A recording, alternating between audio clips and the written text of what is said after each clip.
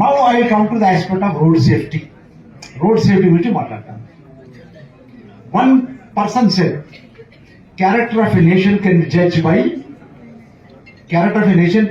by how its people drive on the streets. ఒక దేశం యొక్క క్యారెక్టర్ మనం ఎలా చెప్పగలుగుతామంటే రోడ్ల మీద మనుషులు వాహనాలు నడిపే విధానం మీదనే ఆ దేశం యొక్క క్యారెక్టర్ ఉంటుంది. మన దేశం క్యారెక్టర్ ఎలా ఉంది? చెత్తగా లేదు. You see the chaos on Indian roads. దరిద్రం. మా ఫ్రెండ్ చెప్పాడు, కొలీగ్ చెప్పాడు, nobody follows traffic rules, no traffic sense, no traffic discipline, wrong route driving, triple riding, signal jumping, no respect for pedestrians. You know what? At a zebra crossing, pedestrian has got the right of way. But how many of you stop at a zebra crossing? Allow the pedestrian.